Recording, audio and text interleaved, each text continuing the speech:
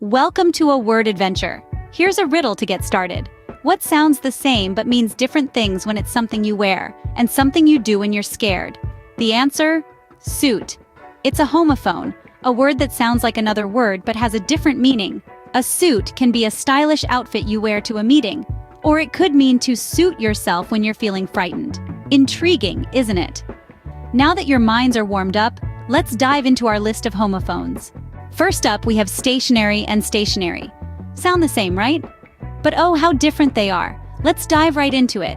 Stationary, spelled with an A, is an adjective that describes something that is not moving. Think about a parked car or a building. They're stationary. They're not going anywhere. Here's an example sentence. The cat remained stationary on the windowsill, watching the world go by. Now, stationary, spelled with an E, is a noun referring to writing materials. Pens, pencils, paper, envelopes, stuff you'd find in an office supply store. Here's how you might use it in a sentence. She bought some fancy stationery to write her thank you notes on. So, there you have it. Two words sounding the same but with very different meanings. Remember, one is all about movement or lack thereof, and the other is all about the pen and paper. Stationary and stationary. Moving on to our second pair. We have complement and complement. The word complement with an E is a noun or a verb that represents something that completes or enhances another thing in such a way that it improves or emphasizes its qualities. For instance, you might say, the zesty lemon vinaigrette really complements the fresh flavors of the salad. Here, the vinaigrette is adding to or completing the overall taste of the salad. Now let's look at compliment with an I. A compliment is a polite expression of praise or admiration. So if you say, I must compliment the chef on this delicious salad, you're expressing your admiration for the chef's skills. Notice here, the difference in usage hinges on whether you're enhancing something, compliment, or praising something, compliment. So, are you complimenting your salad with a dressing or complimenting it on its fresh look? Remember the difference. Next up, principle and principle. Don't let these two trick you. The word principle is a noun. It refers to a basic truth, law, or assumption. It's the foundation of a system of belief or behavior or for a chain of reasoning. Here's an example. Honesty is a fundamental principle that we should all adhere to. So when you're talking about your values or morals, you're referring to your principles. On the other hand, principle has a couple of meanings.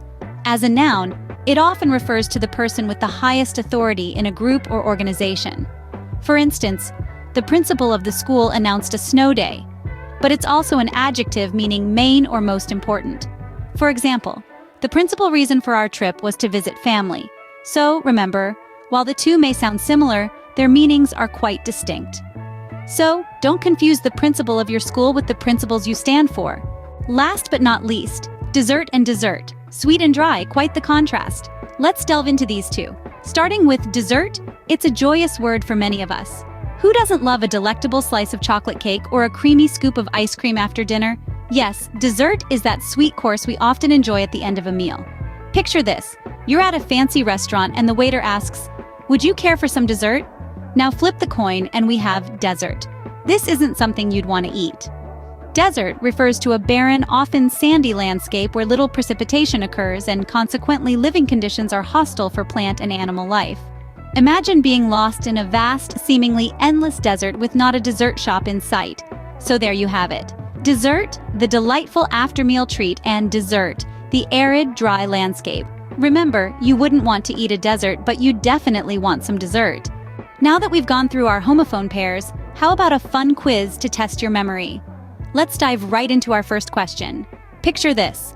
You're in a classroom, and the head of your school walks in.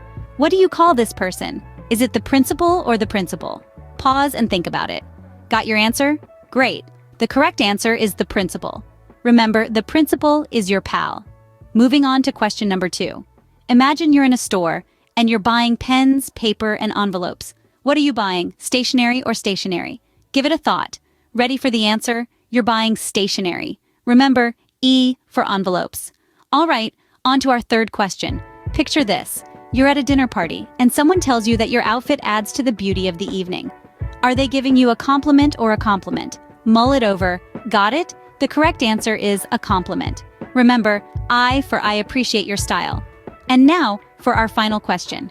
Imagine you're in a baking competition, and you need to make a sweet dish. Are you making a dessert or a dessert? Think about it. Ready? The right answer is dessert. Remember SS for so sweet. And that's the end of our homophone quiz. How did you do? Remember, practice makes perfect. Keep exploring the fascinating world of words.